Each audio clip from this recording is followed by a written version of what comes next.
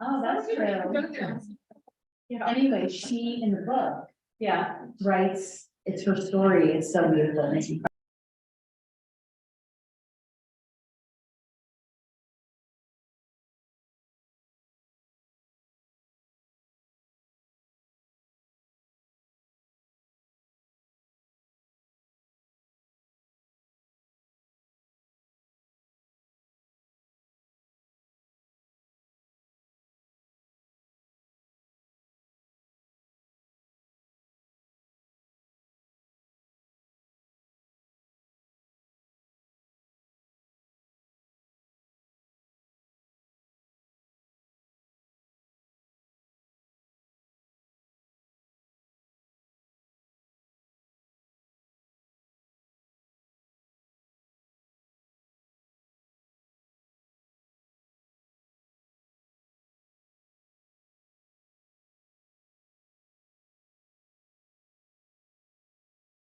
In the Park City Board of Education today, May 23rd at 3 p.m.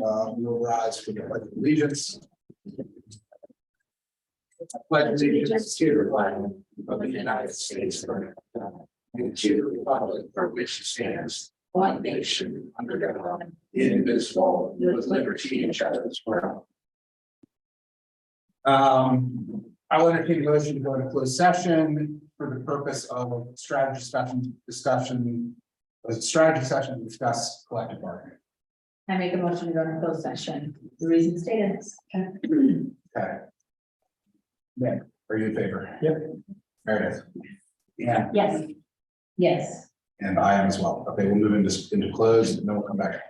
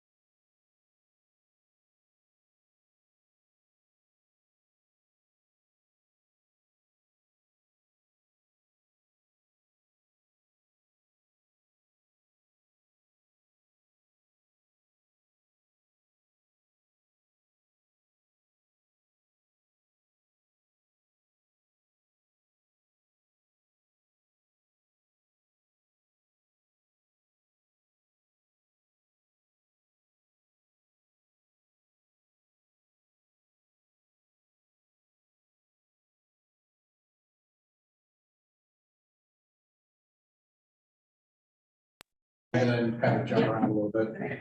All right, I'll entertain a motion to approve the consent agenda, which includes regular session minutes of April 18th, closed session minutes of April 18th, special session minutes of May 4th, account payable registers of April 11th, 19th, 21, 25, 26, 27, May 2nd, 3rd, 4th, 5th, 8th, 15th, sex education and maturation instruction, travel requests, the Poland Land Trust Amendment, the license compensation agreement, ESP compensation, professional agreement, administrative compensation, notification memo, personnel information, and people revenues and expenditures. Okay, I make the motion to adopt the consent agenda as stated. Second. Okay, do we have any questions on any of the items in the consent agenda? No. All those in favor of approving the consent agenda as read, please say aye. Aye. Okay, that passes. We will. We have everyone here from conservation group, sustainability. They're all here. Not yet. The teachers. Shelby. Okay.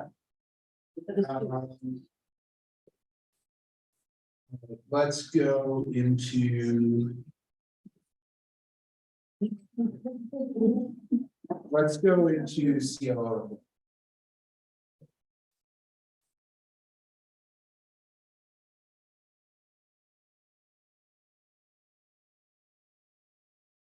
Good afternoon, this is the operations update for the 23rd of May, 2023. I'm happy to announce that in accordance with the World Health Organization, PCSD will officially terminate COVID ops at the end of the school year. We did learn some valuable lessons from the experience, and we're going to keep things that'll keep the schools healthier in the future. A lot of the infrastructure improvements we left in place, including enhanced air filtration, ionization, UV treatment of the air, classroom HEPA filters, touchless restrooms that we invested in, hand cleaning stations, and enhanced cleaning schedules. So all those things should contribute to keeping our schools healthy and communicable diseases down. And obviously, we stand ready to turn the switch back out if we need to. Right now, that's where we're headed. So hopefully, the last COVID brief. Building grounds, the Park City School District facilities are weathering the spring thaw quite well, with only a few minor issues emerging. However, winter damages to curbs, lots, and walks were heavy this year, requiring an additional budget allocation to make the repairs workable. Ops staff continues to work with the builders to make the athletic fields at Acton Hill Middle School available for summer basic rec activities. So we're still kind of working that out. One of the constraints we're running into is parking right availability across the street, which has been restricted. So I'm trying to work through that issue to see if we can do something with the Ops is working with Park City Municipal Corporation to integrate the terms campus safe route to school plan with the city transportation plan. And renovations will begin at Carnes Park School in early June. Transportation, while we're hopeful for increased staffing, routes are being reworked for next year in anticipation of remaining shortfalls. Alternate mass bus pickup locations are being studied for heavy snow operations in Upper Pine Brook and Summit because the wind is some significant delays and some hazards to bus operations up in the higher country in the middle of the winter when there's only one. A third-party hire is being brought in to manage our state reporting and paperwork for this year, giving Rich some additional help since he's been driving all year. We lost our trainer. While the school district applied for $400 million of EPA grant for e-buses for that program, we have a very low probability of getting funded in this round. And it is really designed for rural, tribal, and poverty districts. But we're going to put a package in to see where we can go. As a next best attempt at that, we're considering the purchase of 2 propane buses this year to help keep our emissions down. After we successfully piloted 2 the last couple of years. We are training 3 Park City High School staff members and as drivers this summer to support their sports programs, special events, and summer school. Child nutrition services, winter kitchen roof damage at Carly's will be permanently addressed shortly after summer dismissal of Carly's. And they are planning for possible short-term ground bag lunch delivery at a couple of the schools in the event that construction impacts them into the end of the school. Human resources, this is a very busy time of year for them. Obviously, the financial portion of collective bargaining is underway with the budget recommendations being considered by the board this evening. Professional agreements between Park City School District and its labor groups are also being fine tuned. The EMS job study is wrapping up with a focus on internal equity of position responsibilities and compensation. And temporary staffing pressures will ease slightly as local resorts shut down for the season and more folks became available to us on a temporary basis. But this time of year, interviewing and hiring for FY24 continues across all portions of the Park City School District workforce. Security training for the AGIC system, which is the staff instant alert system, will happen at the fall convocation. We got some time sliced off for that. And we're going through the preliminary legal and IT work in advance of summer installation of Zero Eyes. If you remember, that's the artificial intelligence enabled cameras that help us look for weapons. We've installed additional ballistic film on reception areas and interior hall windows, particularly at the high school. And the security plan for graduation is being coordinated with the Park City Police Department. And that's all I have for you tonight. Great, thanks. Thank you. Thanks, Mike. Thank you.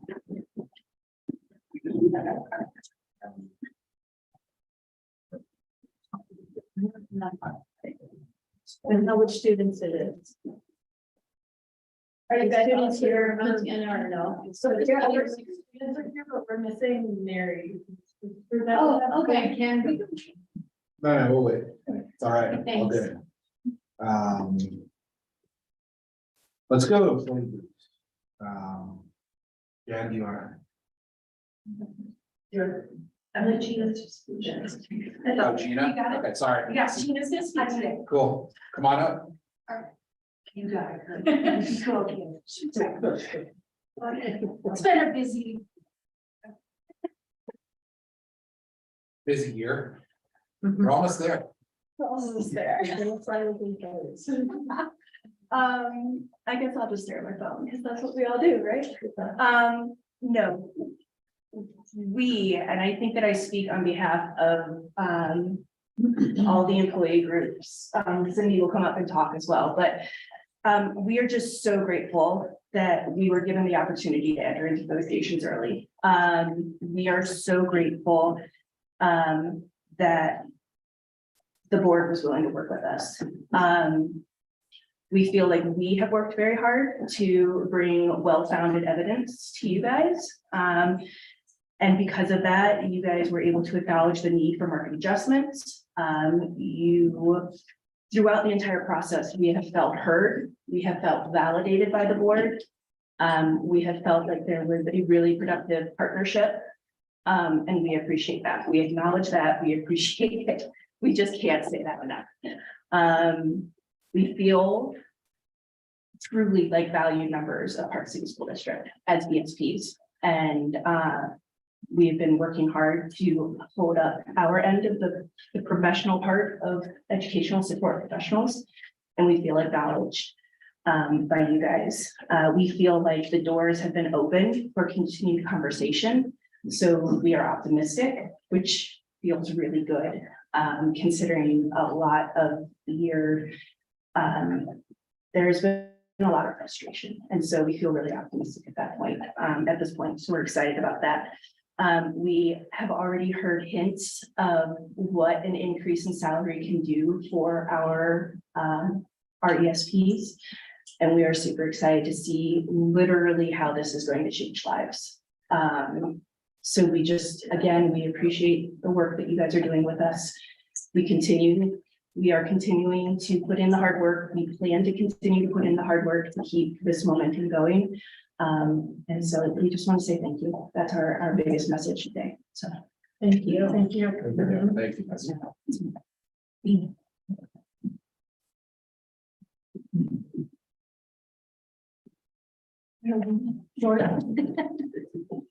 On behalf of VIG, I too want to thank you for allowing us to participate in negotiations, and we're looking forward to sharing information with employees at the conclusion of tonight's meeting. PCCA and EIG came together and worked really well together collaboratively. Hopefully in the future we can do the same. Josh and I feel that the process was very transparent, and we believe that our concerns and voices were really heard this year.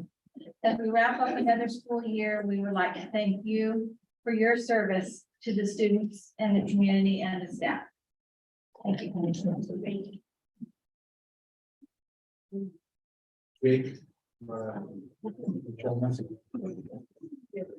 Yeah, Oh. yeah, come together, fine. Perfect. Sorry. I bolted out of Necker Hill. Yeah, ditto, honestly, to everything that they just said, we are extremely blown away. And so appreciative.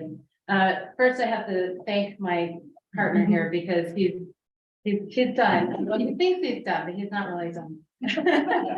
My last PCA. So, yeah, we will have a new co-president with us. Shannon Hayes will be joining us for the next 2 years. And Bree Gallery, who was our co-VP along with Molly Forrester, will also be taking some time to spend with her own new baby, and Jen Riggs is going to step up from elementary, so that'll be fantastic. All right, good evening. PCA has finished both the licensed professional agreement negotiations and the licensed compensation agreement. We want to thank the school board and the Park City School District leadership for their strong support of teachers and all employees throughout this process. PCA would like to thank Matt Nagy, Phil Negosian, Mary Morgan, Jake Job for serving on negotiations teams. There were many hours spent towards working towards a common goal, and we thank the board along with the DO for an outcome that values the important work teachers and all employees do in Park City every day. PCA also thanks all of those who have served on the Equity Policy Committee. Many hours were spent involving a variety of voices from employees to community members. This policy is essential for all of us as a community to address equity for all. We want to just, again, thank you so much. Thanks, y'all. Thank you. Good to meet all of you. I'll come back sometimes. Thank you, guys.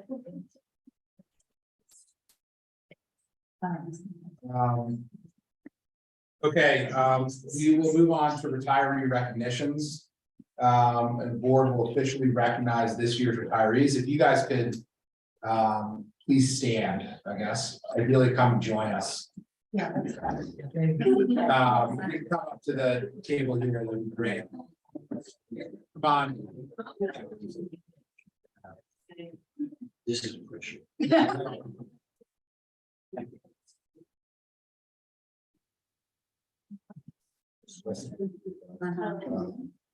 It's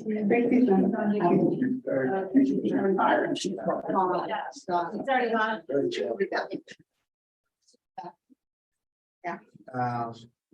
Whereas Kathy Anderson, Jeff Carson, Jeff Schwalbe, Sandy Schmidt, Shelley Pierce, and Tracy Evans faithfully and effectively served the children of Park City School District for a period of, well, individually between 16 and 30 years, which is pretty incredible.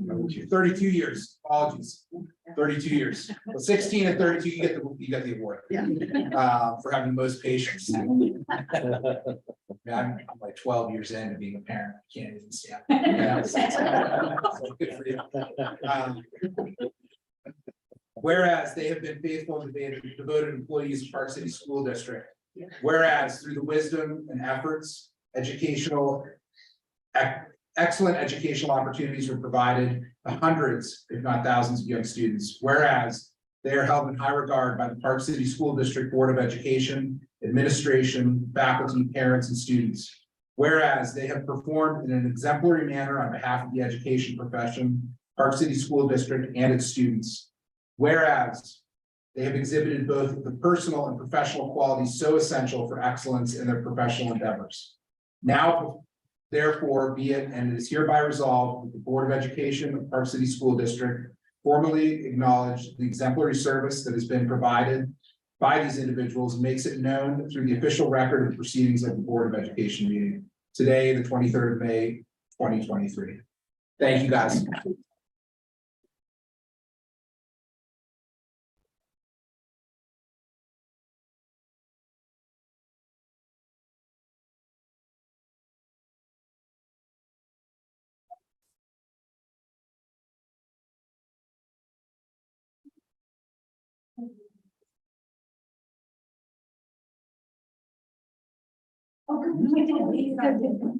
All right, would the members of the Conservation and Sustainability Group come up and join us, please?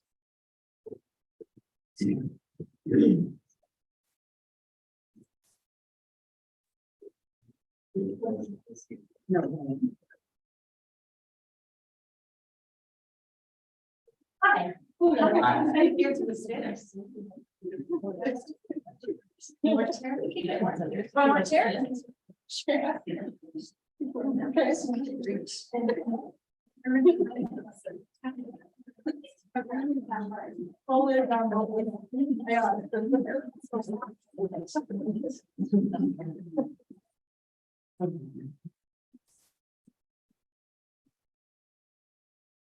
Okay, hello. We are the Park City School District Student Green Team. Our fearless leader, Kelly Cornett, is not here with us today because she has a stomach bug, unfortunately. But we still wanted to present to you some solutions and ideas for the coming years.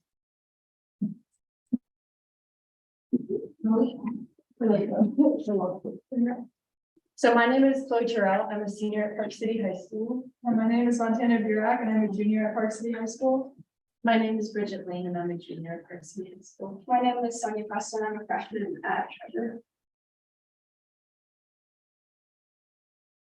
So some of the stuff that we want to talk to you guys about today is why we're here, some of our sustainability action goals, the composting programs that we're working on, our recent energy project, as well as a bit of a call for action.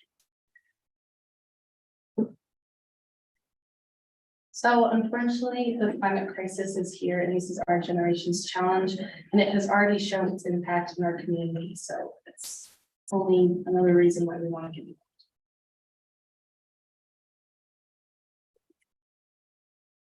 involved. So these are a list of local commitments to current and future generations. First, we have in Summit County, we want to reduce emissions 50% by 2030. Park City, we want to be net zero carbon and use 100% renewable energy by 2030. Park City Municipal, we want to have zero emissions by 2030. And Park City Community Foundation, eliminate food waste by 2030. And in order to achieve this, PCSD Student Green Team is engaging civically by creating goals and taking action towards supporting these local commitments.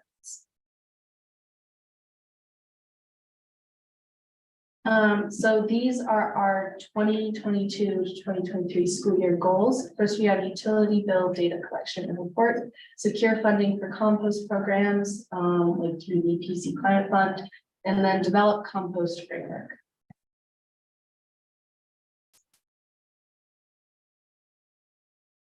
So I'm going to be going over the compost program. To begin with, we have some relevant statistics about the impact that our compost programs have already had within the school district. So we have diverted over 39,000 pounds of compost in our lunchrooms, which has also diverted about 26,000 pounds of CO2 from our atmosphere. The majority of our schools in the district do have composting programs. So 4 out of 7 schools have year-round composting, and 5 out of 7 schools this year participated in pumpkin composting during Halloween. So those are all great statistics. But we have also had a few challenges with the composting program as students, and it's a great program, but we just have a few things that we're looking to improve in the coming school years. So we do have some issues with funding. We're looking to get a grant from the PC Climate Fund.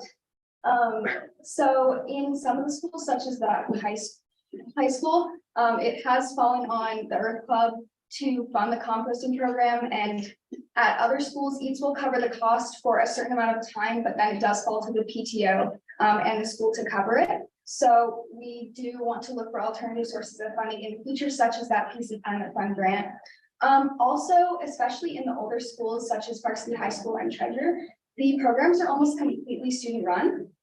So we don't really have any complaints about, us manning the bins and moving them and sorting the compost. But it would be helpful to have admin support in terms of education. We have put up posters throughout the school so kids know what they can put in the compost and what they cannot. But there's only so much we can do, so it would be helpful. We want to start incorporating more admin action into the compost program. So they're maybe sending out emails or getting consistent recognition for the compost program on the announcements so that students do know it's there, because there is still, I think, a lot of the student body, especially at Treasure, that does not know that we even have compost.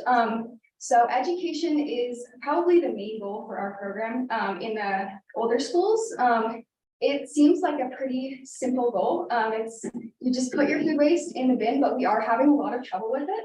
So I think education is our #1 priority. Also, a few good things about the compost program that we're really happy with.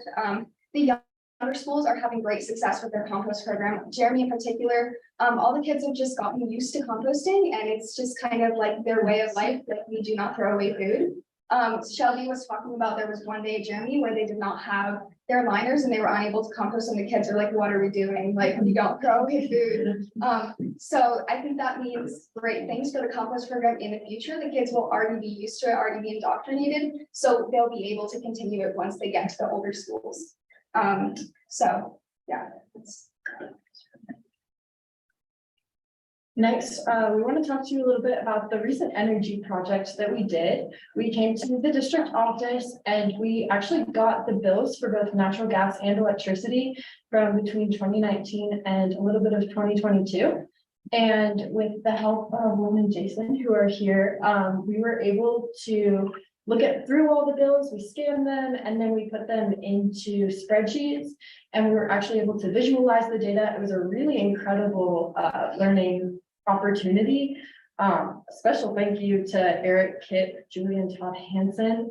They were very supportive in the whole project, and there are some very interesting findings. So the graph in front of you is climate adjusted natural gas energy use intensity. I know that sounds a little intimidating, but essentially that's saying the BTU, which is a unit of energy per square foot, how much each building is using, and it's climate adjusted. So the climate up here is a lot colder than down in Salt Lake. So the orange bars are Salt Lake School District comparisons, but you know, they have a lot warmer climate. So we used the heating degree days, which is essentially how many days we were below 65 degrees, and then use that to compare.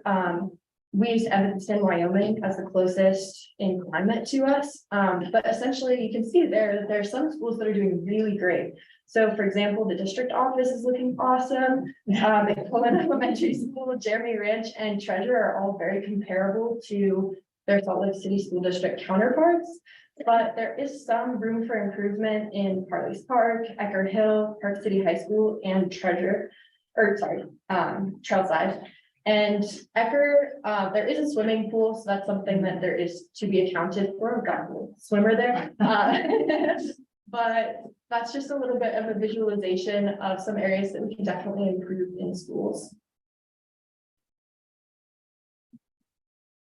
Kind of with like the previous slide that Chloe was describing, this is a very similar graph, but it, instead of just including natural gas, this also just talks about energy bill reductions in general. So once again, it's the amount of energy divided by the amount of square foot, and it is also climate adjusted. So this just shows the current Park City School District EUI, which is how energy efficient we currently are, which is in blue. And then the orange demonstrates how energy efficient we could be.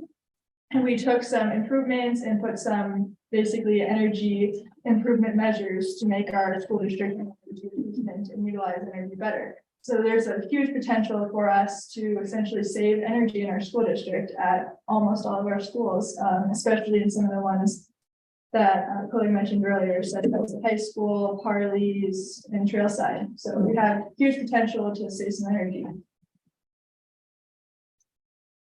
And then this graph is same as before, but now we have added a new metric, which is our cost or our energy bills and the amount of money we spend on energy each year for each school. So the gray line is our current utility bill cost between all the schools, whereas the green is the feasible one.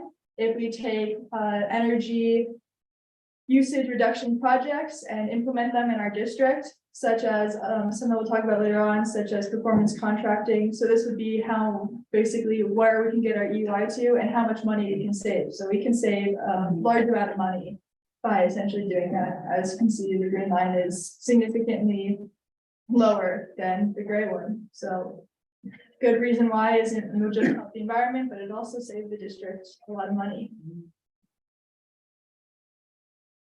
Doesn't that all sound great? Which is why we're proposing an actually budget neutral solution. So energy savings performance contracts are done with energy service companies like McKinstry, which Lynn and Jason work for, and it's all a state regulated program. So essentially, we're already spending money and overpaying on some of the inefficient energy systems. And if we work with one of these energy service companies, they can perform an audit, they can calculate how much energy we're using and understand the cost of the project that would reduce the amount of money that we're spending and the energy we're using, and find guaranteed energy savings and be able to create a funding package. And essentially the school district would have a loan, but the loan would be paid for by the money that you're saving with the energy reduction. And so that yellow is showing that money that we're saving would go towards that loan. And then at the end, there would be money left over that can be used to pay for a position for a sustainability coordinator. It can go towards funding composting and so on and so forth. So it's awesome because it's budget neutral. There's nothing that the school district is paying extra.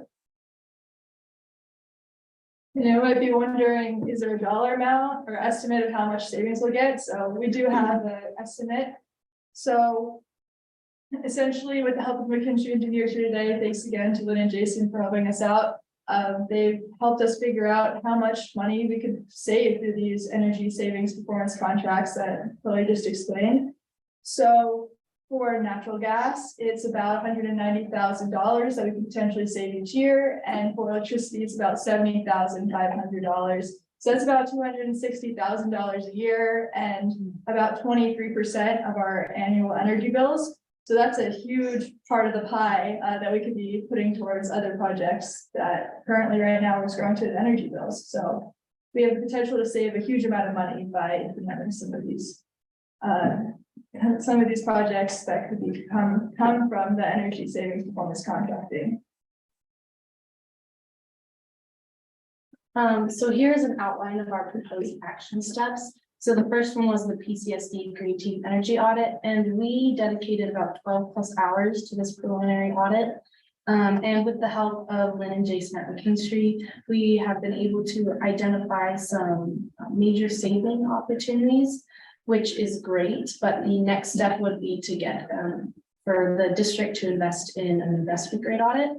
And if the district does follow through with construction, then the expense of the audit will be rolled into the loan, meaning there would be no upfront cost, which is great. And then this audit would also explore various ways of savings, from control updates and tuning to heat pumps and solar. We will also take into, or the audit will take into consideration incentives, grants, and more for funding sources.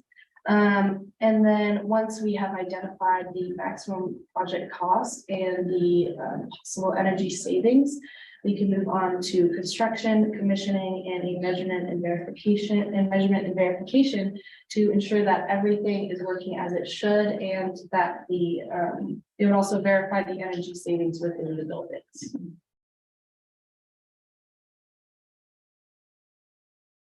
Yeah, as we want to thank the district again for all of their previous support for and current and past efforts for sustainability. And we just want to continue to ask and for your help in combating climate change and its impacts on our community well into the future. And today our main call to action is to commit to funding composting in the future, and also for asking for your support in having McKinstry conduct an investment grade audit. So those are our two main asks today, and we hope that you'll join us in continuing to improve in our fight against climate change. We are not done here. We're still going. All right. I'm a senior, so I will not be here next year, but all of these amazing students will keep working at it. We're hoping to further some communication initiatives, engage more students and educate them all, work on food and nutrition, including expanding composting programs, partnering with eats, et cetera, et cetera. We also would love to have a better recycling system, like comparing more signage and education. Energy and water is really important too. Try to get energy savings performance contracting, smart purchasing, and enhanced water efficiency. And then transportation, we'd love to get some buses or take advantage of rebates, incentives, and grants to transition to cleaner options. And yeah, and have more education too. Education is very different. Thank you. Thank you guys. Thanks so much. So, Questions? I'm just super impressed with you guys. I have kids at Jeremy who are definitely very familiar. Just keep working on that. Just to say thank you for caring about that, 'cause I think we all, touches of climate change. On a couple of years, so thank you, because I don't think we do not on a daily basis. That presentation was awesome. That was, you answered every question, you anticipated every question I had, so that was fantastic. You guys were really impressed. Future consultants. Yeah. I agree and reiterate those sentiments. And I want to know what the coolest part of this project was for all of you to work on. Do you like the graph stuff? Do you like the comparing the bills? Do you like meeting with consultants? What do you like doing? It was really interesting to like actually see the bills and then put them into a graph and then see the graphs come out and then, because that whole process was like really interesting. Because it was very clear to understand and like actually going through it, I learned a lot. So it was really cool. Yeah, I'm such a spreadsheet nerd. I was so excited. I was like, wow, we're just putting these numbers. I had no idea what they meant. And then all of a sudden they were graphs and I was like. And it was so excited to just see it happen. I don't know. Are you studying this in college? I'm hoping to do computer science and environmental science, so maybe that'd be great. Yeah. Yeah, for me, it was great to be working with like professionals and have them explaining all like these complicated energy things. It was like a super cool experience learning all this real world knowledge, and also the graphs were really cool, like being able to enter data and see like visual representation of data. It was really awesome. Like at the beginning, it was like when you're just like going to the district office and scanning energy bills and then typing in the spreadsheet, it was like, I'm not quite sure what I'm doing, but hopefully it works out. And then at the end, I was like, whoa, like this data is really cool because they like showed us the graphs and like what the data meant and comparing it to Salt Lake. So it like all made sense at the end. So definitely like Bridget said, like going through that process was like, at the end, it was like mind blowing. It was really cool to see it happen. I love that we got a bunch of data. This is absolutely awesome. I'm thrilled to hear this, see this. I was really excited to hear Mike talk about looking at some of the electric buses. I think that's so important. Yeah, I mean, I think you have a lot of people who are very much on board with the goal, and just a lot to talk about and see what we can do. when you talk about these contracts, is it purchasing energy in different places? Or is it doing physical improvements to the building which save energy costs? Okay. Yeah. Did you get down to that? I mean, can we go back to the first chart you had? Because the Parley's one just jumps out. Right? I mean, it's meant to get into why that is. Our assumption is because it was built in the 70s, they're just older.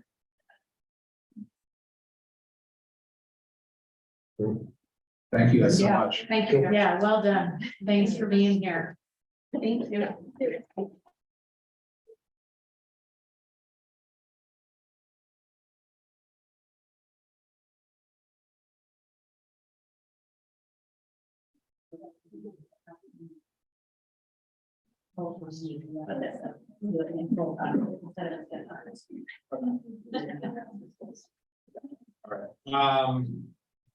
Okay, Dr. Gilday, would you like to do the superintendent report? Maybe student.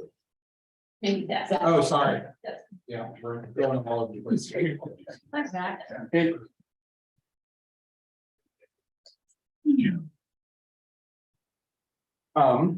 So it's the end of the year for us. So we don't really have a lot of future plans happening right now. But just as a recap for the month of May, we had prom. It was a very successful event. We had very good student attendance to it, and Snowpark was an amazing venue to have prom at. The students loved the venue, and they also loved all the music our DJ played. So it turned out really nice. We also had Coachella, which was our cocktail.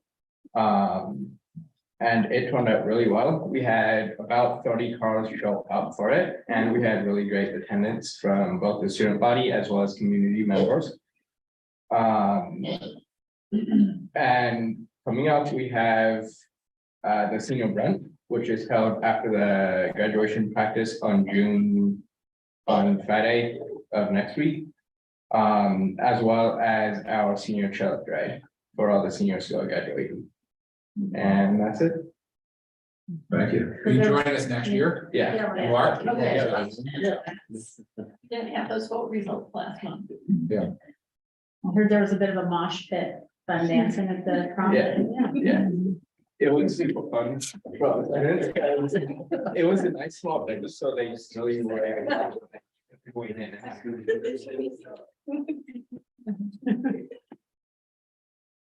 Thank you. Excellent. All right, hopefully we can grab that PowerPoint. Yeah, I think that's where I am. Thank you. So it made me celebrate our excellent educators, staff, and administrators throughout the Park City School District. So the strategic pillar of excellent personnel is based on creating a culture of respect for all employees and an effort on both recruitment and retention, as well as building professional capacity and career pathways. This past month, a couple of weeks ago, we announced 14 individuals within the district who have or will be adjusting their role within the school district and through their dedication, commitment, ongoing growth, development. We have a bus driver who finished his teacher certificate and started teaching, really exciting to see people earning their degrees and changing different roles within the system. So really excited for everybody.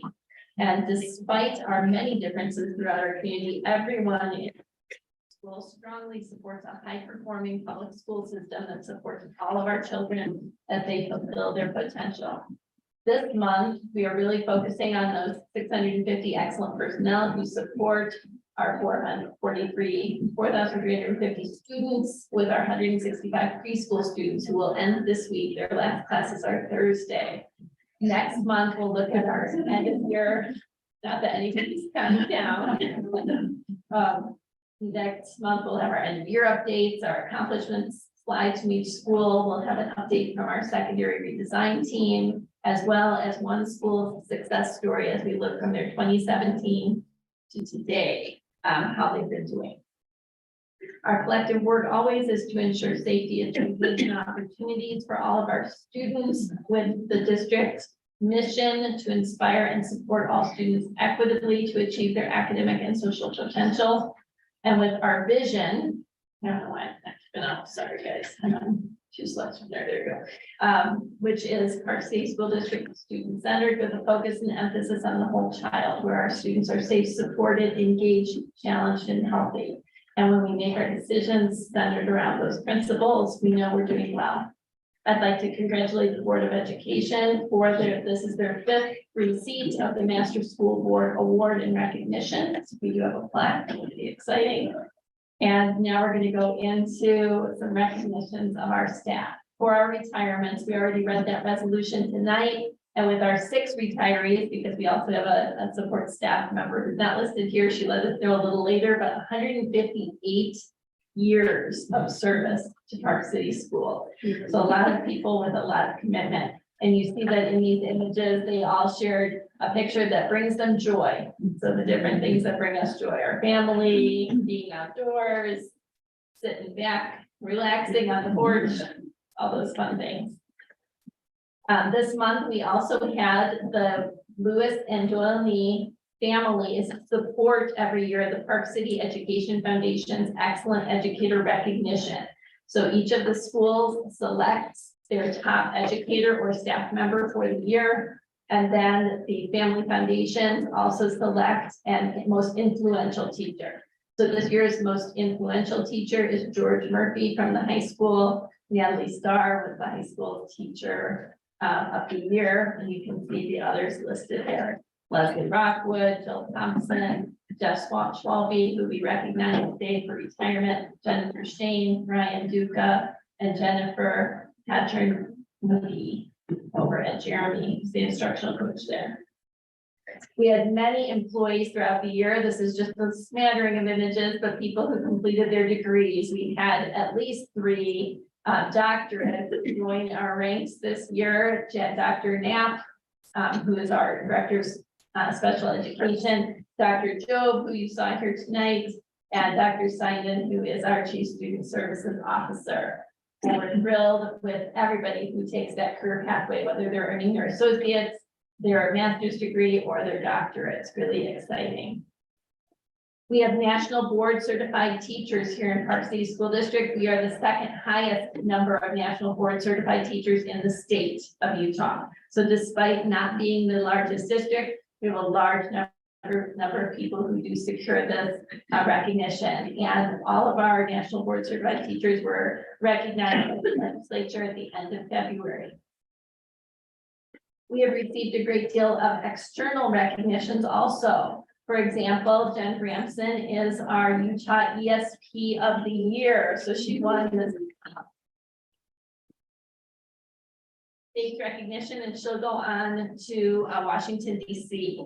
We also have Laura Rude over at Ecker Hill Middle School, who is a teacher of the year as well. From McMullen, we had such fun recent celebrations. We have Mike Holland, who was featured on Outdoor Living on PBS. We have Kara Cook, who was featured in a workforce housing video clip that has been broadly viewed. It's really popular. Kara grew up here in Park City, and so she does a great job of describing the great community that she has where she lives. We recognize Lori Jorgensen also for her great years of service in Park City Schools. And I believe she announced she is retiring as well.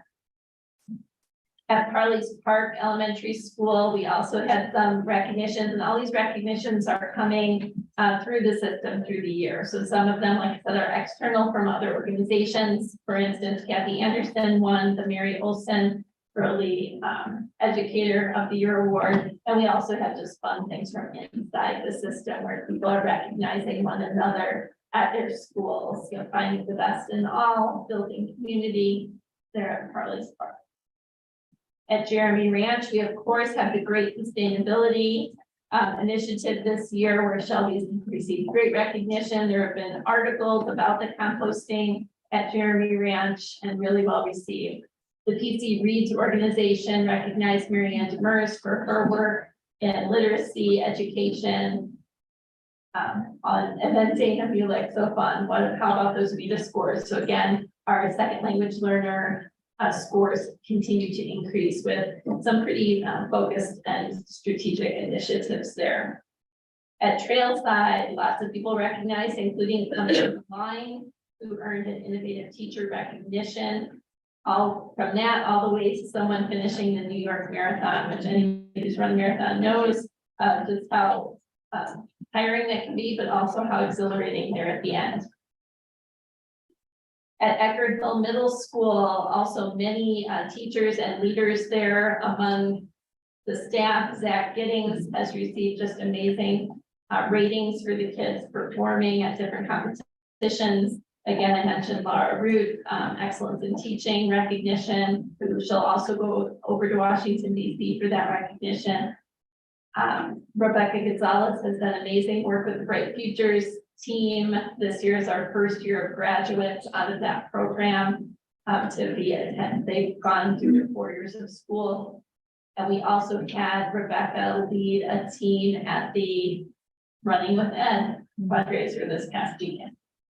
At Treasure Mountain, also wonderful recognitions from students to becoming our assistant principal. They've actually returned, so we're actually able to hire back our graduates and then see them again maintain and move forward in their career pathway. Rochelle Hansen was recognized for the fall musical. I think it had 17 nominations, something like that, for recognitions. And they were able to perform down in Salt Lake last weekend before last, so that's pretty fun. Park City High School, always so many amazing things happening there, from reinstating the United Nations Club, where they transferred or competed over in New York this year, to Melanie Moffett winning the USU Distinguished Alumni Award for the Dream Big program, which again works to close attainment and opportunity gaps for our students.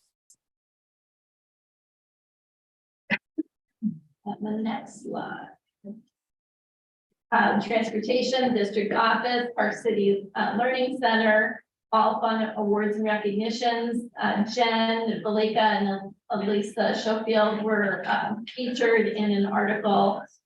We have Mr. Lewis, 46 years as a transportation bus driver, and lots of people going above and beyond in these roles.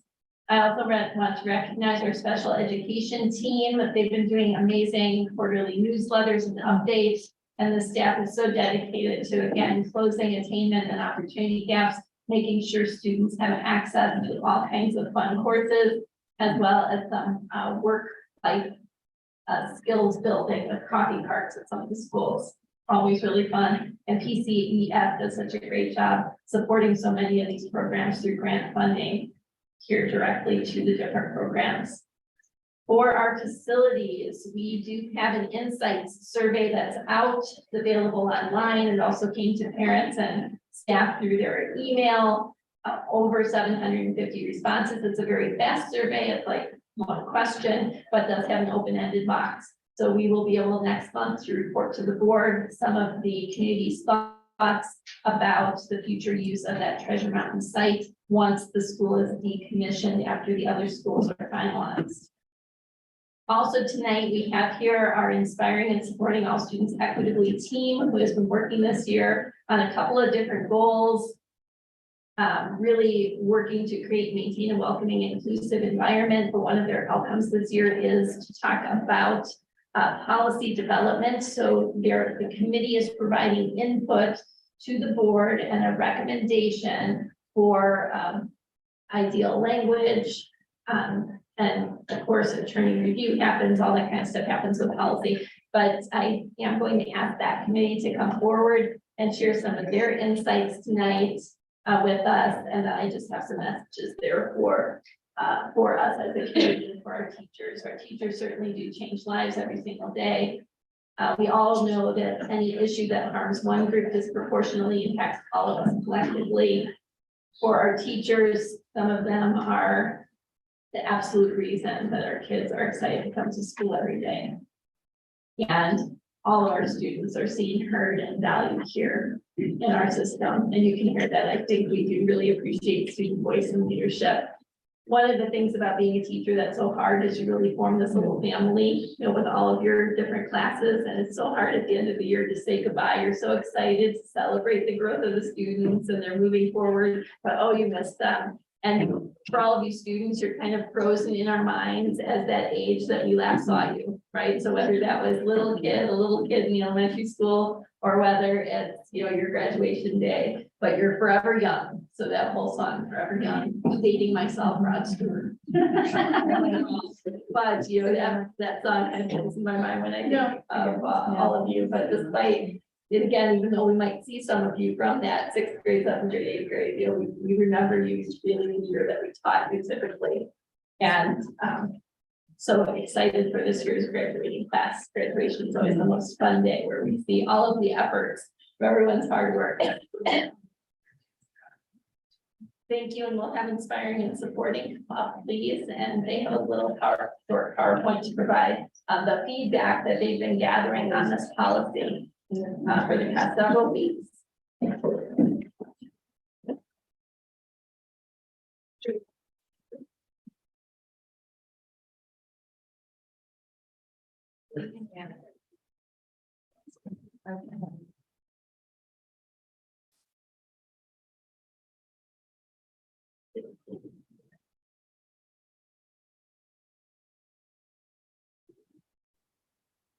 Thanks for having us all here. I guess we'll introduce ourselves. I'm Tracy Sheriff. I'm an interventionist at Harley's Park Elementary. My name is Rebecca Gonzalez. I've been with the district for about 10 years. I started very young and now I'm a teacher here at the Park City School District. I teach at Edgar Hill Middle School in the DLI program, as well as the Latino Connection teacher for 7th graders. And yeah, no, you already, I said I was gone, now I'm back. I'm Jake Joe, English teacher at Park City High School, as well as the Latinos in Action teacher in the high school as well. Yeah, similar, been teaching the district for 11 years. I'm Yeah. sorry, he was my paraeducator when I was a student. Yeah, So so we go way back. Yeah. I think Rebecca sent me a picture, I don't know, this was a couple, maybe a month ago, from I think graduation or senior year, and I was like, that is an old picture. Yeah, so going back. Thank you for having us. Yeah. So I'll start off with the first slide, which is today's goals. Building awareness. We want to talk about and share the data and feedback that we have received as a committee and share the top themes and the process and answer top questions and then share with you guys our real life examples. So you'll hear from each one of us. And then the next steps, which is recommending this policy to you all. Okay, so where it all started, it started in 2017 when Park City School District wrote our mission, and our mission is to inspire and support all students equitably to achieve their academic and social potential. In 2018, an equity committee formed because some things were noticed that needed to be fixed within the school system. Shortly after, I believe it was June of 2021, Utah Code R277-328 was a board ruling for the state of Utah on education equity in schools. And now we are here with a proposed equity policy that we've worked hard on for the last over a year, and inspiring and supporting all students equity. So this is a kind of a table of feedback or the various ways of collected feedback over the last couple of months. So you can see on the left, we have a variety of different types of emails. There's emails that community members send to you all, to the district, things like that. We have the Innovate K-12 feedback from the community, which is a similar system that we use for employees as well. So you see the feedback from the community and the feedback from the employees that Innovate K-12 system. We have feedback from the forum worksheets. So those various forums we hosted, people who didn't speak could fill out worksheets and then submit those kind of thoughts and whatnot. And then speakers from the actual feedback forums, because I've been over like the last couple of months. So what happened was the committee, we attended all of those various meetings. At least a few of us were at every single one, so us were at all of them.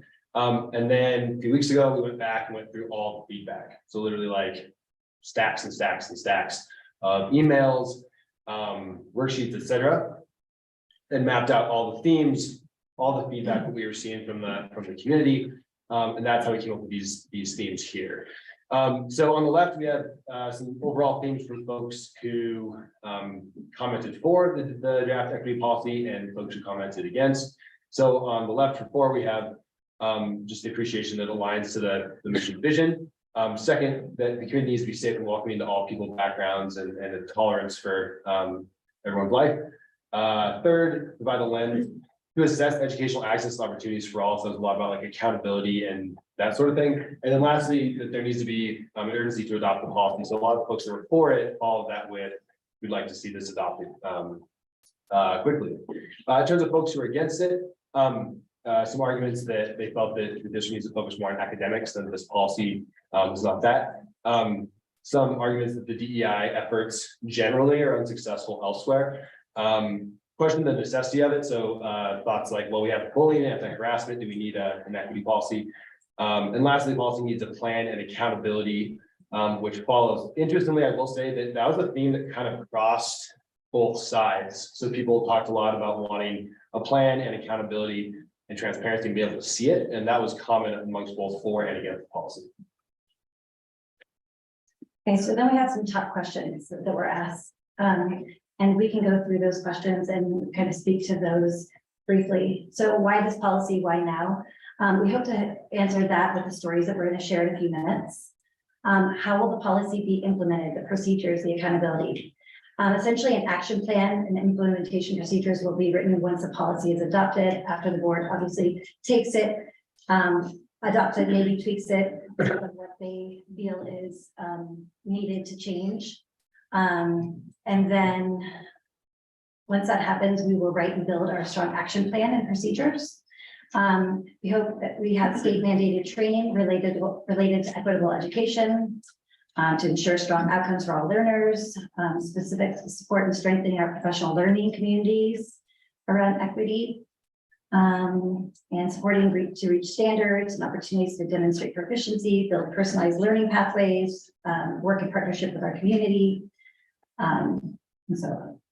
So, and then how much does equity cost? Yeah, so this was kind of interesting. There's a lot of comments about like how much does a policy like this cost, kind of dollar amounts. And when you think about funding for anything like this, really you're talking about investment, right? Because you're not going to see an immediate return on a dollar as a student's in a classroom. And so I want to point out a couple examples about kind of two things on this. One, the benefits of putting money into equity, but also the cost of not doing that. Because I think that's both, there's two angles to that, right? So for example, this year, our seniors in the Dream Big program, which we mentioned earlier, Mel Moff is the USU Alumni of the Year, this program that she started a number of years ago that's funded through Utah State and through the school community councils. They work, Bright Futures does similar work and then work together on these kinds of things. So those seniors this year have earned just under 500 college credits, right, total. That program and grant money costs about $100,000, roughly, right? That many college credits is worth about $500,000. So for $100,000 in, got about $500,000 out. And those are students that are not going into college with freshman credit, moving ahead, et cetera, right? So that's, it kind of demonstrates you can have a lot of positive impacts when you put money into equity. Conversely, when you don't put money in, there's a long-term impact here. So a lot of us often hear about the impacts of, let's say, students who can't read proficiently by third grade, right? That's predictive of all sorts of other negative outcomes down the line, right? Everything from like how much money they make in their career, chances of incarceration, all these sorts of things, right? So if you don't put money into, let's say, pre-K, right? While it's money you're not spending now, the system itself, so education, society as a whole, the economy, all of it is going to be damaged by that lack of investment currently.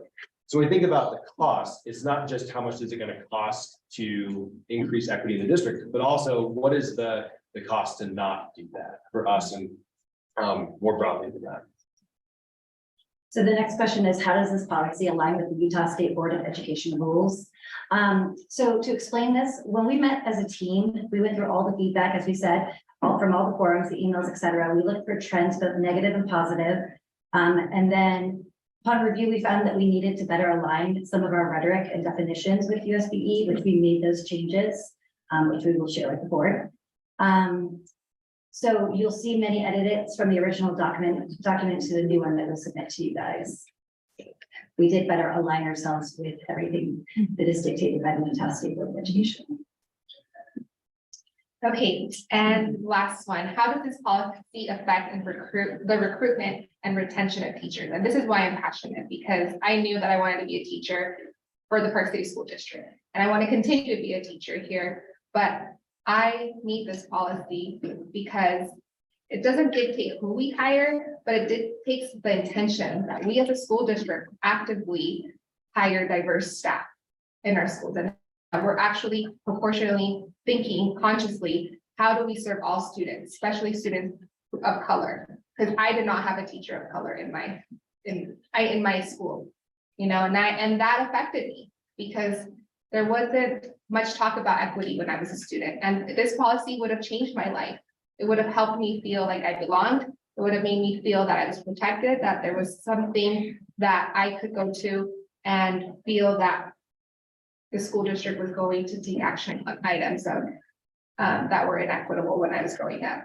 And so I stand here because I want students to feel protected and safe in schools, and I also want teachers from all different backgrounds to continue to work for the Park City School District, because we need our teachers now, and in order to maintain them, we need to make sure that they feel that they're being heard and that they're being treated equitably. And students, let's see, consider students who have gone through the Park City School District.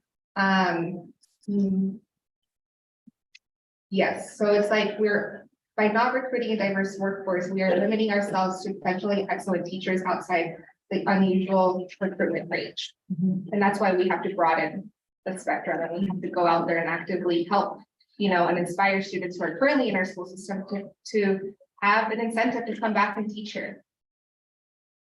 I tried to recruit all of our bright futures graduates, you notice. Yeah.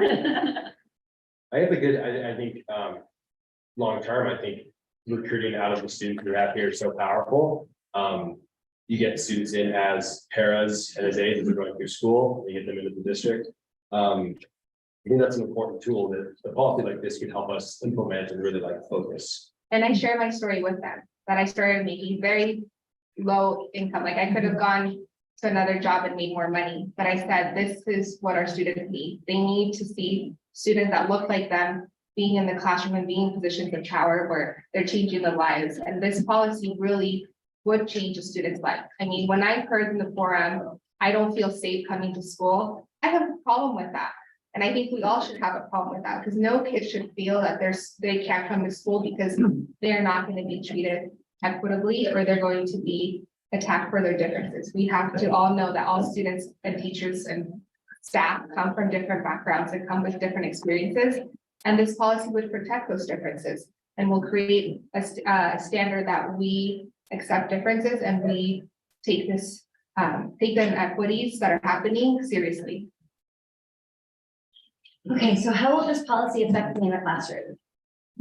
I think we all have a story to share, so I'll start. I wrote mine down because it's an official. So many people have wondered why this policy and why now. Therefore, I'd like to draw a picture for you. This is a true story. It was Bike to School Day against the backdrop of melting snow, and the emergence of spring was clearly in the air. Come, look through the window with me. Upon looking, you'll see a group of children gathered together eating their breakfast, happy in their chatter and looking forward to the lessons and pleasures that the day will bring. Suddenly, gleeful sounds can be heard through the window of excited bikers making their way onto the school grounds. Cheers, applause. Can you hear it? All the bikers begin to converge as the festivities begin. Outside the window sits a table with balloons, snacks, treats, and prizes held in abeyance for the participants of the morning trek.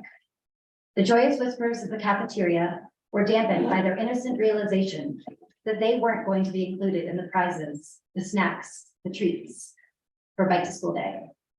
Here I was, standing in the shoes of the interventionist, wordless, hoping that someone would either move the excitement and celebration away from the window, or I could remove the window and make them, and that made them only the onlookers. See, inherently, they knew they would not be the recipients of this well-intended generosity. The event was well-meaning and meant only to exude joy into the school environment. Active commission, and this was certainly a good one, was an event that was taking place for a good purpose. However, it is the omission that left me there, stuck in the role of the interventionist. What could have been done differently? These kids were not singled out, but literally forgotten. This is not to ascribe blame. I myself was standing there, observing the very thing that I am fighting to change. We are at a crossroads today. We can look below the surface, or in this case, through a window. If equity and inclusivity are a vision for the betterment of us all, taking a look through the window might be a wise approach to preventing this kind of dual scenario that happens every day. We can do this by considering the policy put forth today and doubling down to ensure our efforts will prevent another episode such as the one that opened my eyes that day. And just to piggyback on that, we hear these stories all the time, we experience it. But something that we've done right is getting rid of the student fees. And that's a huge equity progress that we've made as a school district. And so credit to you guys for doing that.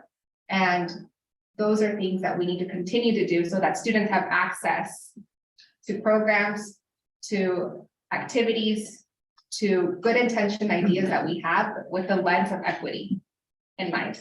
And also piggyback on that, because there's also an ability, which is my champion, you can hear mine jumping down the hall with the peer tutors, which are phenomenal, so there's a lot of different facets to this, and it's not only that, but maybe somebody can't ride a bike. And I was gonna include that, but I also like, I don't know what to do. you know, one is more visually seen. Yep. Where the other is not so visual because they're all children, right? And they're all capable of riding a bike, well, in this case. But yes, I absolutely wanted to say, now imagine that your child was in a wheelchair. Yeah, I mean, How I would would they not like- just because I'm trying to make these dancers equitable, right? Absolutely. LED lights, loud music, sugary food, and we're trying, and you guys have been amazing, but it's still not there. We're there 10 minutes and then we have to leave, but I'm not giving up. So there's a lot of different facets to this, so I just want everyone to be aware of it, that it's all kids. Wherever they show up. It's all interconnected and it's all, we understand. And we want our school staff and everyone around us to understand that too. Yeah, and I think everyone's well intentioned, but you don't think about it, you don't think maybe somebody can't ride a bike, or somebody can't afford a bike, or somebody can't attend a dance. I never really thought about that, department would not, took over your meetings, but just think about things, think about somebody else for a minute, about what they cannot do, and see if there's something you can do to help. So there's a good visual for people that are familiar with students with that need special education, and it's the iceberg model. And so what you see is the iceberg model, and if the child has autism, you'll see all the things that are typical in autism or ADHD. But there's so many things that you can't see below the surface that are so much bigger and wider and problematic. Or not problematic in this case, but for in comparison metaphorically, right? That we don't see those surface level things. Like, had I not been in the cafeteria having those conversations with those kids, I would have missed that, right? And it wasn't even like a horrible intention. It was a good intention. It was a great thing, but it was just like, well, can we just close the blinds or, but like, so. To be curious, ask, insert yourself, help where you can, and just try to be aware of what everyone has or doesn't have. Is there something you can do to help? A question you can ask or include someone, no matter what it might be. I think the reason why we have come forth with this policy is because these are little stories that matter so much to us. And honestly, we're representing a population of people that don't have the voice to speak up for themselves or aren't courageous enough, right? Yeah. And so that's. Well, it is easier to not say anything because absolutely, and it's like another meeting or, we go for 10 minutes but I'm not going to give up because there's somebody behind us. 100% from it. So I appreciate all of your efforts. And I just want everyone to know it's larger than just economic or one group. It's all. Okay, can I offer kind of another little quick story to kind of like demonstrate that, right? So one of the things I'm thinking about is in terms of like our own classrooms, with this policy, one of the things is accountability and transparency. So let's say we look at it and we say, hey, we need more paraprofessionals across different cohorts in our classrooms, right? So as a classroom teacher, if I have 30 kids and I would have a para, right? That's me working with 30 kids. And so I might know what each of those kids needs, but I just don't have time, right? If I have a para in there, suddenly we have two sets of eyes, those kids are split in half, let's say, and I can actually reach more students. So something that helps a student in special education or a multilingual learner, gifted and talented, et cetera, might actually benefit all the students because that gives me more time to spread my resources amongst the students that are in the room. So sometimes there's when we think about equity, there's groups we're thinking about that this would benefit, but also that there is more groups that benefit as a result of that. So I think even something like paras in the classroom, that's something we already have. We already know we need those paras, but the policy gives us that accountability to be like, where do we need them? How can we be strategic? How do we, where's the money go for those kinds of things in a way that's intentional rather than accidental? Yeah, and I think things we're doing a lot of really good things, but awareness, right? Not everybody's handed a silver spoon. And so let's be with some of those people to understand that I'm going to be tolerant, I'm going to be grateful, I'm going to be whatever it is I'm going to be right thing for that noise you're hearing down the hall, and the two high school kids that are in there with her, they're learning almost more than my kids, because they're learning, like, you know, we don't all get to be this way, right? Students and patients. Anyway, so thank you guys for that. Questions from anybody? You mentioned, state training that would be provided, would that be from the state's board of education, or where does that come from? Under that law, it's actually required that we have state training in regards to this, so I believe the LEA would be responsible for that. I have to look closer at the law, but I'm pretty sure, I know that they're kind of altering it, but under, one of the regulations under that law is that each school district would provide this sort of training for teachers and staff. So currently USB has one module out for the training, but I am looking into creating another one for Park City schools. Thank you.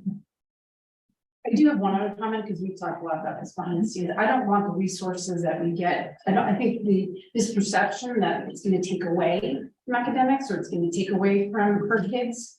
And I don't think that's true at all. And I would hope that it wouldn't be that. If you're going to give my kid resources, we're going to help spread it out, but it's not being taken away from those, you know, high achievers or those multi-AP or the Harvard track. That's, I don't think this is about at all, right? And the So- data would back that up. It's like high school, we have increased number of kids taking AP classes, increased number of kids taking AP tests. Right, Our pass rate is not like dipped, compromise because. Right. Anyway. And No.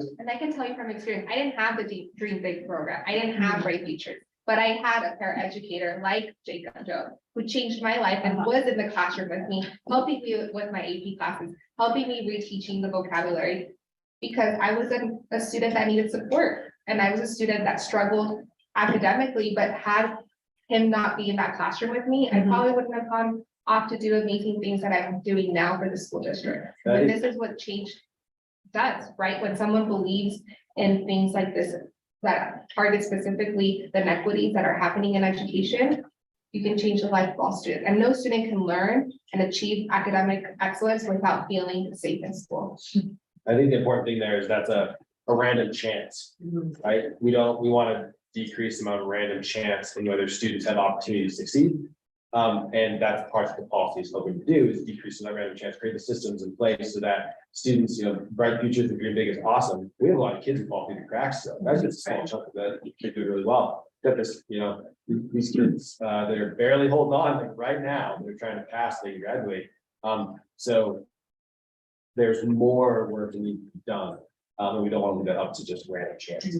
Well, and in regards to the bike scenario that I explained, that was an outside group that was promoting this. And, you know, if it were my kid riding their bike to school, would I want this to end? No. But had we been intentional behind it and said, maybe we bring some bikes in, we get everybody to have a chance on the bikes, right? We have prizes for everybody. We make it more about like welcoming everybody and not just rewarding a few people, then you're including others, right? There was a way to plan that, but the intent behind it, policy like this can help us be very intentional when we make plans that involve our school grounds and our students. Any other questions? Thank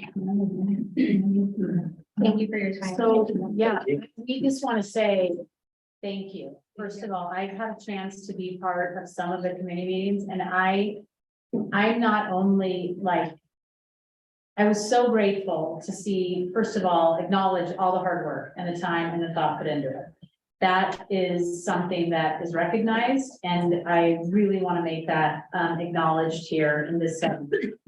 And I think even more importantly, how you all did it. The way you talked, the way you reflected on comments, all sides of it, the way you engaged in kind of that growth mindset, the way you interacted with one another, to students, to staff, everybody involved in it. It was done professionally, it was done respectfully, it was done thoughtfully. I think it was a real model. I wish there could have been a looking glass into that and we could model that. And I just want to say congrats and thank you. And I know how much hard work this took and looked like. And then to come here and do this, you know, we come to our comfy chairs and our nameplates and we're expected to do this. And you didn't need to show up, and people showing up is really I think it reflects a place that cares a lot. So thank you. We, as Dr. Gilday alluded to, with your changes and edits based on all the comments, and thankful to everybody who commented, everybody who showed up to have their perspective.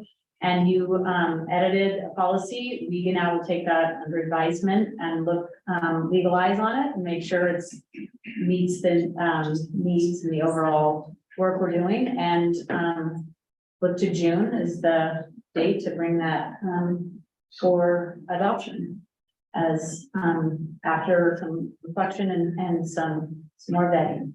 Thank you. So thanks for your.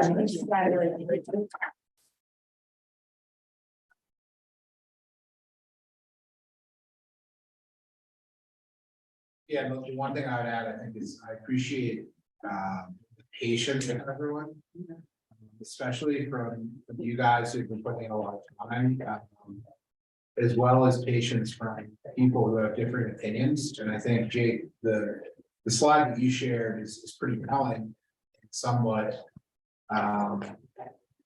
curious to me, but I think we have to all acknowledge it, which is, we're talking about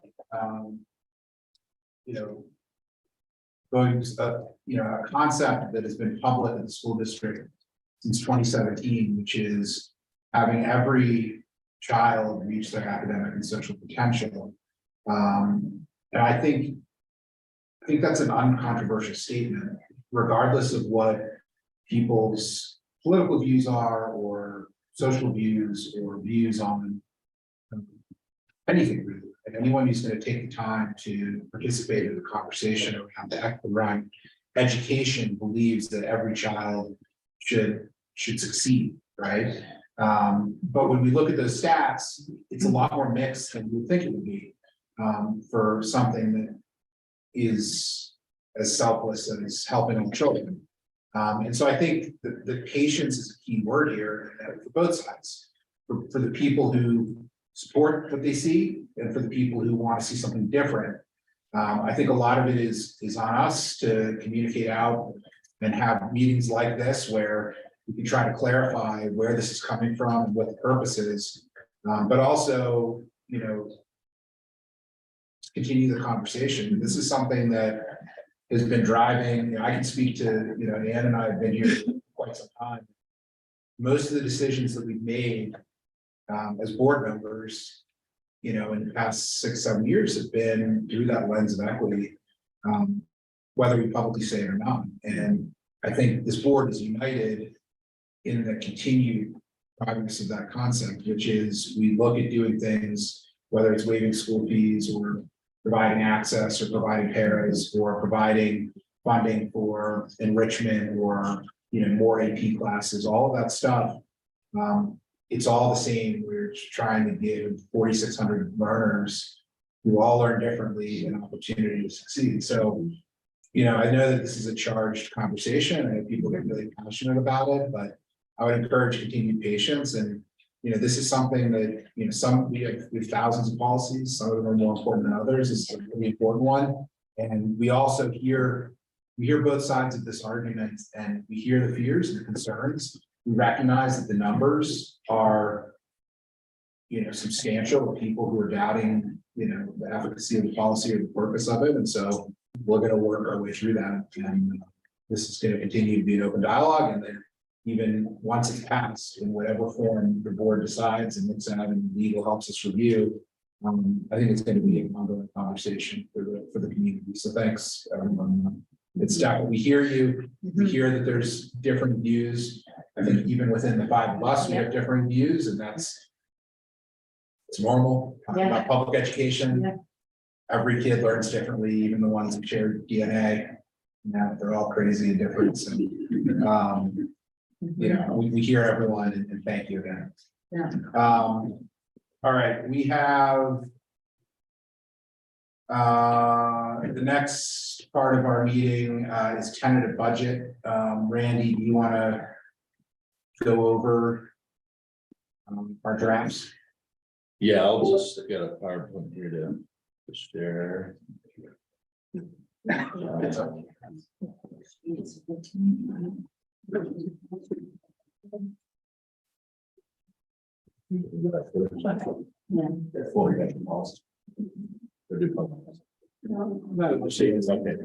All right, thank you.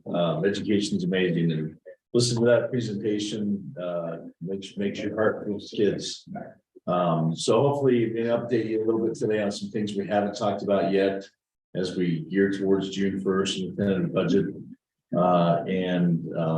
The hope of the business office is really that we can help develop a budget, not just this year, but in the future, that's going to meet the needs of kids and drive the goals here in the district. So a couple key dates, just real quick. Tonight's May 23rd, obviously. Associations will send out information to members for application based on compensation packages. June 1st, we'll have a tentative budget posted to the website of the financial statements, which are almost complete. June 8th, Summit County will release the new tax rates, or the certified tax rates, excuse me. So we'll have data that we're not estimating and have more accurate data. June 20th is the next meeting. And we'll have the adoption of the final 23 budget there, as well as the proposed 24 budget. There'll be a separate hearing during that meeting, I believe at 6 p.m.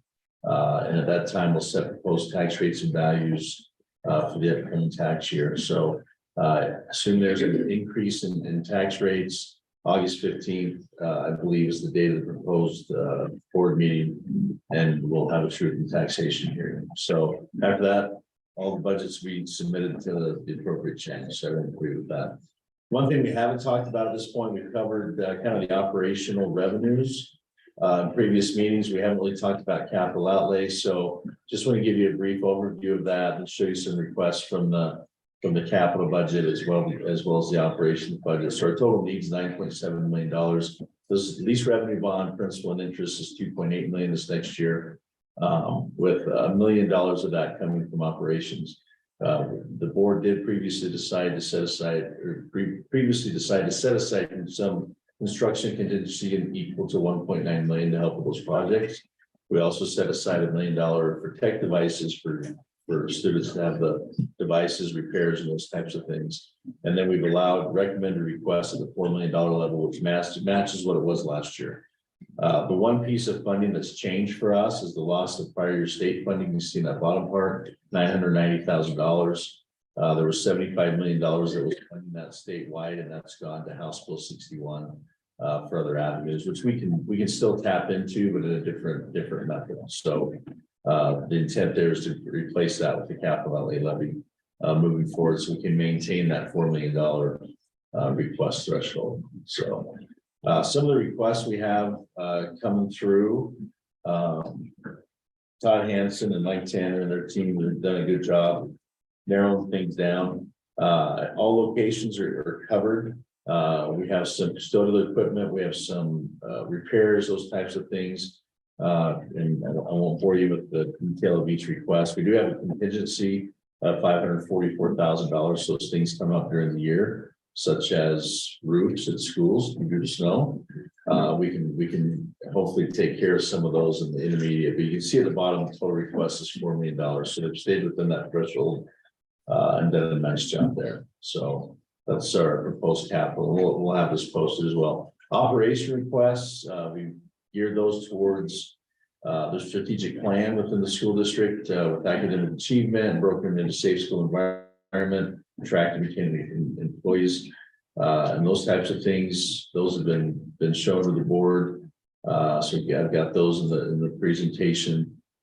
We do have we are approaching this a little bit different this year with discretionary funds to say that we're holding those aside to help target FTEs to schools as they're needed. We had a situation this last year at Trailside where maybe there was a class size that was a little large due to the ramifications of having PLI there. So this will allow us some contingency for discretionary funds to place individuals where those are needed overall. So that's a little unique this year from what's in the past. Total request there was for $2.5 million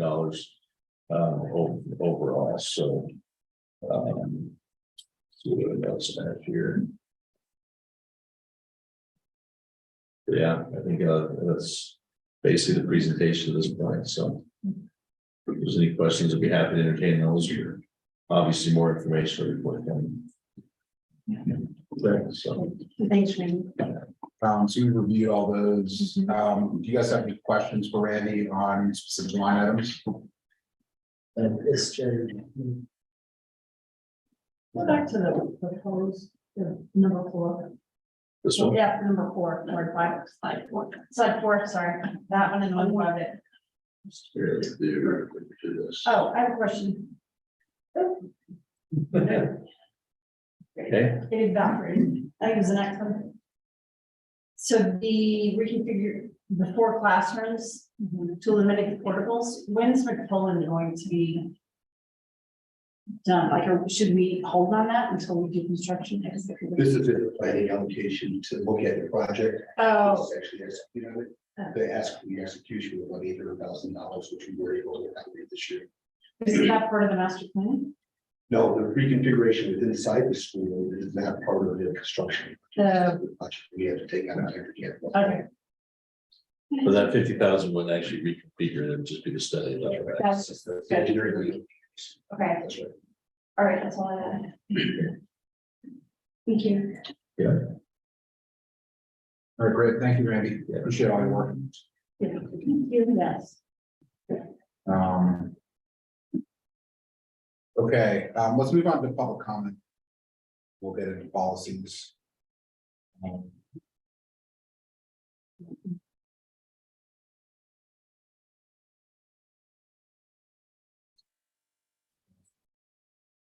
Allison McGuire on.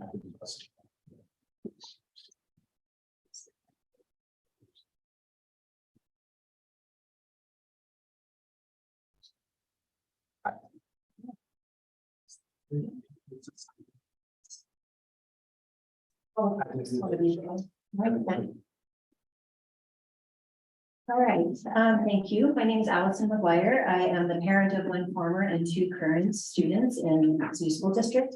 I'm speaking tonight on behalf of a group of parents who support the equity policy. I don't need the full 5 minutes, but we'll take longer than 3. And some of this is getting answered, but I'm just gonna kind of read as written, and then if there's conversation, great.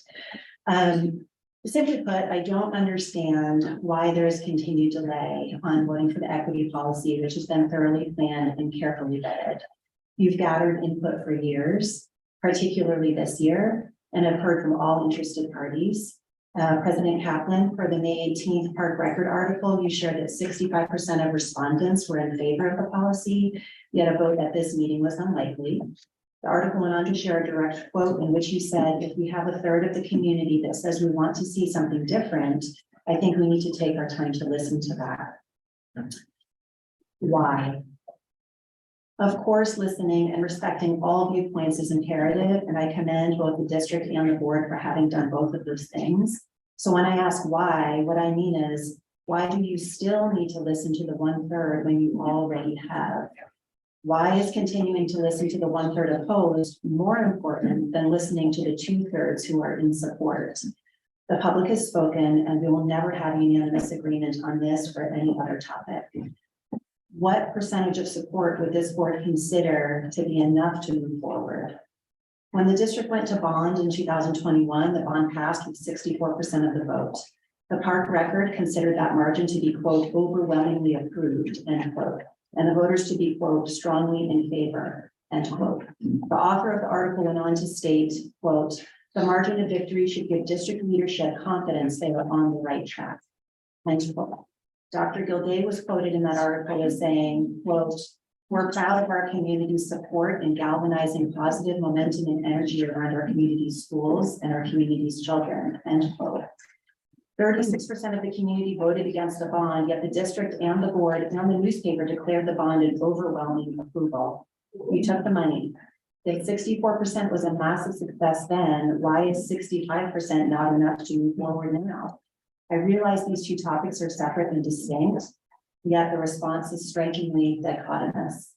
Other examples include school board seats. I think everyone won with less than 65% of the vote. That's just part of what happens. People disagree. Even COVID, when COVID hit, Mr. Kaplan said the teachers and parents who opposed reopening schools were, quote, a vocal minority, end quote. You open the schools anyway and never looks back, congratulating yourselves throughout, as I believe you should have, for your leadership and commitment to our students. Yet this vocal minority seems to continually stop this district from making decisions. And again, I find that difference striking. President Kaplan, you said in multiple interviews that this equity policy simply codifies practice that has been in effect for years. Superintendent Gilday echoed that same statement just yesterday in a piece by KPCW. In a healthy democracy, there is always dissent. Claiming to stand for equity while not actually doing so until some unknown level of agreement materializes is disingenuous. I wonder, when will it ever be enough? If 65% or less was success in other scenarios and is not enough in this case, it seems you are treating equity differently or holding it to a different standard again. If there is support or help you need from the public to move forward, please say the word. Consider me at your service. I'm sure other members of the community would be happy to step forward as well. Lastly, I appreciate the nuance and the difficulty you face in these types of situations and the many factors you as the board must balance. And at the end of the day, you signed up for these jobs and it's hard, and I get that. And as I said at the outset, I have a little bit more understanding now after hearing this meeting of what might be going on.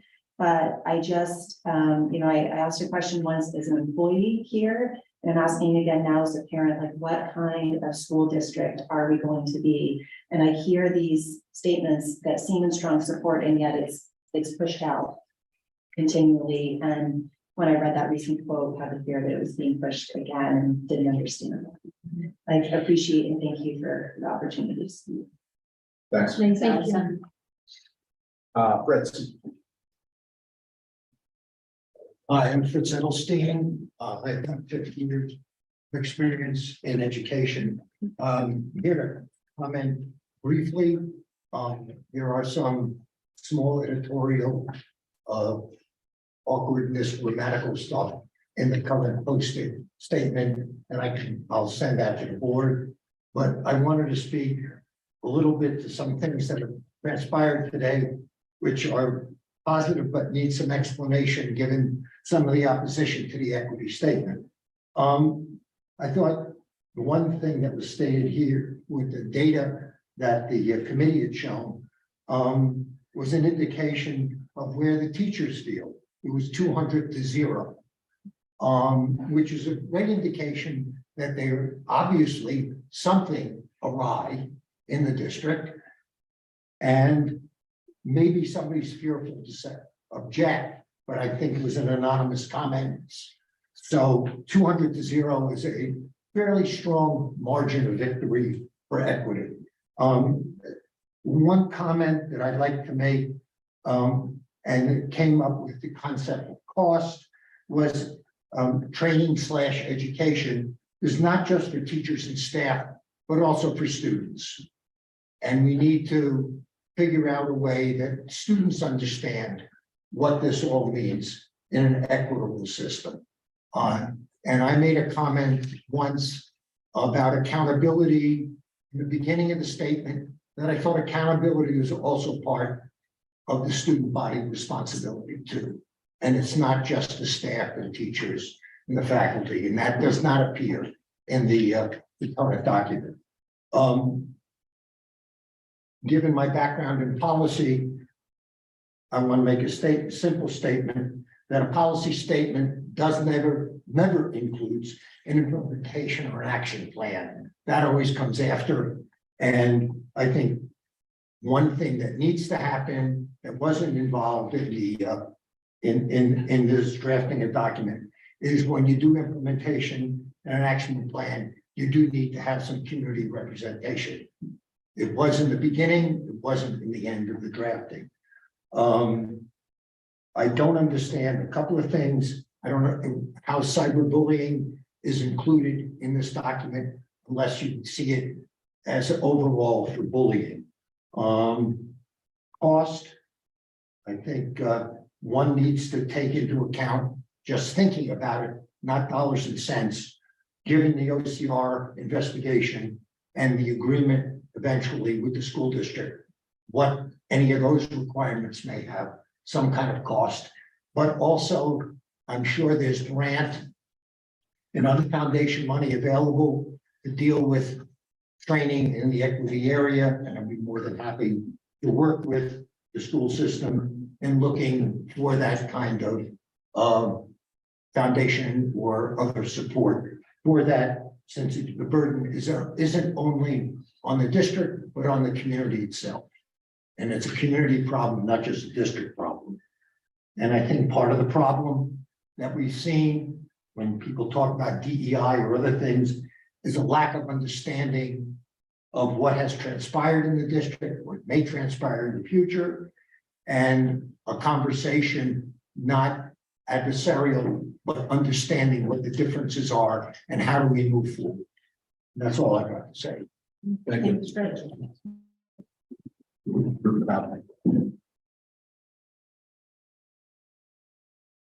Jonathan now.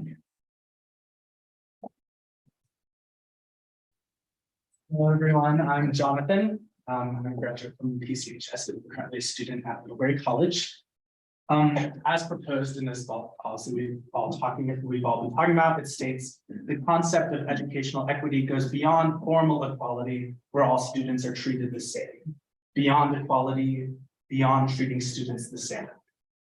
Am I the only one troubled by the notion that students shouldn't be treated the same? It continues to foster a barrier-free environment where all students, staff, and stakeholders benefit equally. Barrier-free. Of course, I support an educational environment where every individual has an equal opportunity to learn and strive. However, all I've observed from these barrier-free practices is instead the very construction of new barriers. Adventure PE is no longer an option for students who have a passion for outdoor sports. Higher level English classes were forfeited and replaced with sophomore academy. Rather than granting opportunities, we are stripping them away.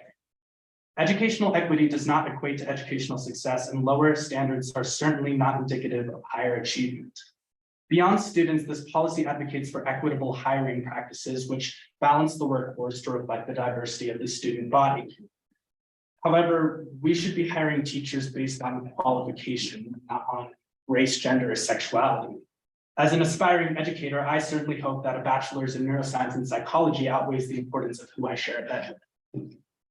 This proposal claims to reaffirm policy 10001, which advocates for respect, civility, and dignity for all students. However, as I outlined earlier, this policy contradicts the very notion of treating all students the same. There wasn't a bill proposed when conservative students were harassed, ridiculed, and pepper sprayed my sophomore year. So why construct a new bill now? Instead of constructing divisiveness, we need to reaffirm what the anti-bullying policy already supports. Thank you. Thank you. Thank you. Thank you. All right.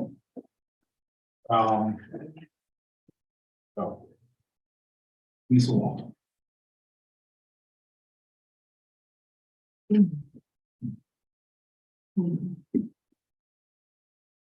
Good evening. I'm Lisa Wall of Pine Brook. Take the high road tonight. I figure the equity policy will pass this evening, no matter what anybody else says. But I'm confused if this policy is so great, why the board equity committee won't answer the questions, the hard questions about it. I wouldn't exactly say I got any answers from the KPCW interview last week.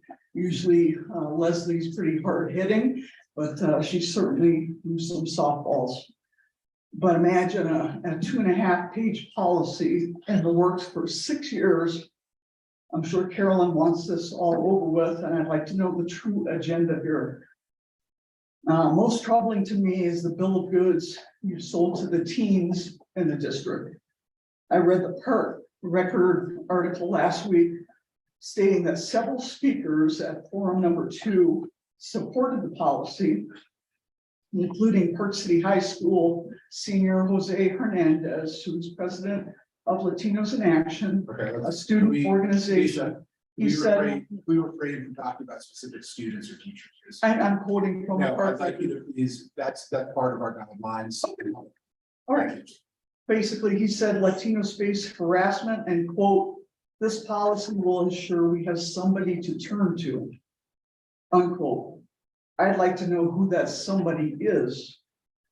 He and others seem to think this equity policy will alleviate all of their problems. Will it? I don't think so. Our safe schools policy already prohibits engaging in bullying, cyberbullying, hazing, harassment, or abusive conduct, and any other conduct described in Code 1001. I can't help but feel there's a hidden agenda. When I see the phrase equity of outcomes, it makes me nervous. When I see the district planning for hires, it makes me nervous as a taxpayer whose district taxes are already outrageous enough. My gut tells me that this policy will erode merit. Many of us in the community that have been dismissed will continue to watch closely as you implement your so-called equity policy. Thank you. Thank you. All right, we have one policy for posting, which we have discussed, length today. Policy 1006, this is some draft revisions incorporating first strip legal. Also look in the coming weeks to possibly tweak this further as a board based on some of the input that we received from the equity committee earlier. So I'll entertain a motion to post policy 1006, which has substantial revisions to previous versions. I make a motion to post policy 1006 as stated. Second. Okay, do we have any discussion around the posting of this new version? There was one missing word, I noticed somewhere, but there was a not missing or something. Can I ask you, the red is John's input, and we're going to send this back again for. And this, right, Great, like that, the committee. so it's super clear. Okay. Yeah, and we'll look at this again, in between the posting period, along with the committee's input, Okay. prior to the next meeting, which is June. All right, all those in favor of posting 10016, please say aye. Aye. Okay, we have one policy for adoption, policy 10021, dropout prevention and recovery program. Do we have any input from the public, or staff on that policy? No, I've not received any. I'll entertain a motion to pass policy 10021. I make a motion to pass policy 10021. Second. Do we have any discussion on this one? All right, all those in favor of adopting policy 10021, please say aye. Aye. Okay. I'll entertain a motion to adjourn until our next regularly scheduled meeting, which will be 20th? June 20th. At 4? 4. The motion to adjourn until June 20th. Second. Okay, all those in favor? Aye. Thank you, everyone. Thank you.